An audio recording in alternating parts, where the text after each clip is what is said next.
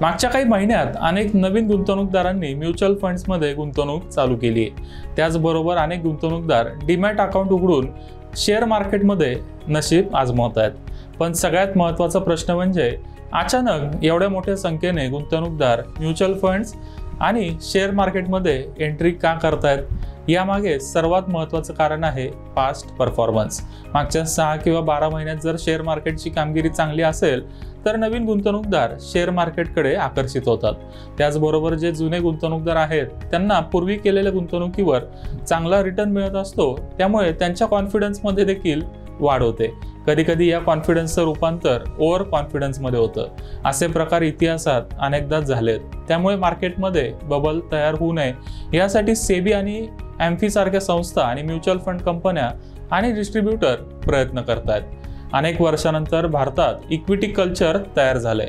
त्याला कोणत्याही प्रकारे गालबोट लागू नये अशी सर्वांचीच इच्छा आहे। ओव्हर व्हॅल्युएशन आणि मोठ्या प्रमाणावर होणाऱ्या गुंतवणुकीमुळे सेबीने या संदर्भात चिंता व्यक्त केली होती। मात्र यामुळे आपण स्मॉल आणि मिड कॅप शेअर्स आणि म्युच्युअल फंड्समध्ये प्रॉफिट बुक करावा का? तसेच नवीन SIP थांबवण्याची गरज आहे का?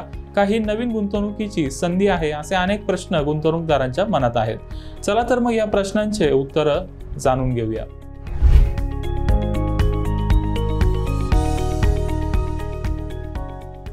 सगळ्यात आधी आपण सेबीच्या चिंतेमागचं कारण समजून घेऊया।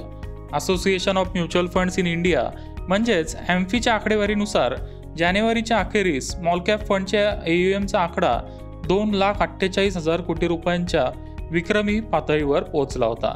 मागच्या वर्षी याच महिन्यात हा आकडा 1,31,000 कोटी इतका होता।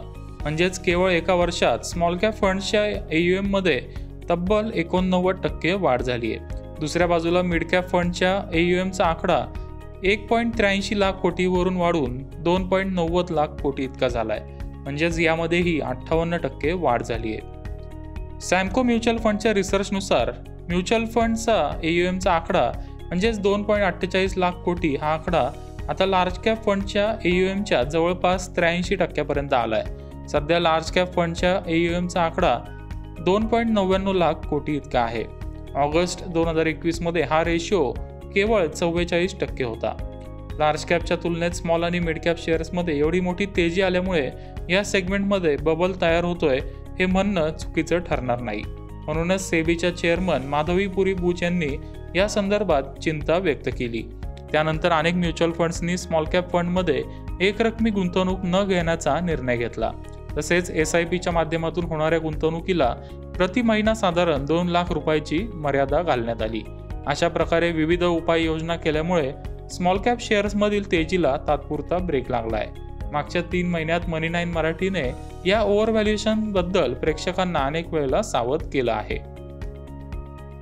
ये सेबी ने जो अभी कुछ समय पहले एडवाइजरी जारी की थी स्मॉल कैप और मिड कैप फंड्स के लिए, उसका बेसिस यही था कि पिछले 1 साल में स्मॉल कैप और मिड कैप फंड्स में बहुत ज़्यादा पैसा निवेशक निवेश कर रहे हैं, और क्योंकि रिटर्न्स इन दोनों कैटेगरीज में बहुत अच्छे रहे हैं तो ज़्यादा से ज़्यादा निवेश उधर जा रहा है, लार्ज कैप में कम जा रहा है। और जैसा कि हम जानते हैं स्मॉल कैप फंड्स के अंदर जो निवेश होता है स्मॉल कैप स्टॉक्स में, उनमें लिक्विडिटी का हमेशा थोड़ा इशू रहता है, क्योंकि ये जो स्टॉक्स हैं उनका मार्केट कैपिटलाइजेशन बहुत कम है। तो अगर मान लीजिए कहने के तौर पर अगर 5,000 करोड़ का कोई कंपनी है तो उसका जो फ्लोटिंग स्टॉक है वो 500-700 करोड़ का ही रहता है। और अगर फंड्स के अंदर बहुत ज़्यादा पैसे चले जाते हैं तो फंड्स उनमें अगर निवेश करते हैं तो उनकी स्टॉक प्राइस और ज़्यादा भाग जाती है, क्योंकि बहुत सारा पैसा उन छोटे से स्टॉक में निवेश हो रहा है। तो सेबी ने इसलिए एक कॉशन जारी किया है, जिसके तहत एम्फी ने भी एक एडवाइजरी की है। आता स्मॉल कॅप फंड्समध्ये किंवा शेअर्समध्ये नव्याने गुंतवणूक चालू करावी का ते जाणून घेऊया।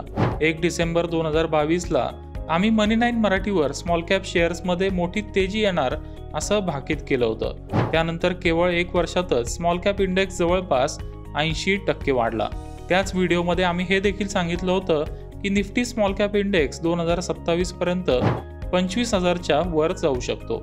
हा इंडेक्स सध्या ट्रेड करतोय 14,800 ला।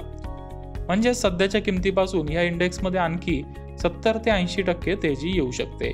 मात्र असं असलं तरी स्मॉल कॅप फंड्समध्ये आता नवीन गुंतवणूकदारांनी एक रकमी किंवा SIPच्या माध्यमातून गुंतवणूक करू नये असा आमचा सल्ला आहे. यामागे कारण काय आहे ते व्यवस्थित समजून घ्या. स्मॉल कॅप इंडेक्स मोठ्या क्रॅशमध्ये उच्चांकापासून साधारण 70% खाली येतो, असं आपण ऐतिहासिक आकडेवारीतून पाहिलं आहे. म्हणजेच निफ्टी स्मॉल कॅप इंडेक्स अगदी 25,000 किंवा 30,000च्या वर जरी गेला आणि तिथून 70% खाली आला तर हा इंडेक्स आत्ताच्या किमतीपेक्षा खाली येऊ शकतो. म्हणजे आत्ता गुंतवणूक चालू करणाऱ्या गुंतवणूकदारांना पुढच्या 5 वर्षात नेट काहीच रिटर्न मिळणार नाही असा आमचा अंदाज आहे. स्मॉल कॅप इंडेक्स पुढचे 2 ते 3 वर्ष वाढू शकतो, पण त्यानंतर तो खाली देखील येऊ शकतो. त्यामुळे लॉंग टर्मसाठी गुंतवणूक करण्यात खूप जास्त फायदा नाहीये. मात्र या संधीचा फायदा करून घ्यायचा असेल तर आपण स्विंग ट्रेडिंग करू शकतो. यामध्ये शेअर साधारण 1 महिना ते 1 वर्षापर्यंत होल्ड केले जातात. स्विंग ट्रेडिंगमध्ये आपण सुपर ट्रेंड किंवा मूव्हिंग ॲव्हरेज सारख्या इंडिकेटरचा वापर करून जोखीम कमी करू शकतो. अशा पद्धतीने स्टॉप लॉस लावला तर क्रॅशमध्ये आपल्याला मोठं नुकसान होणार नाही.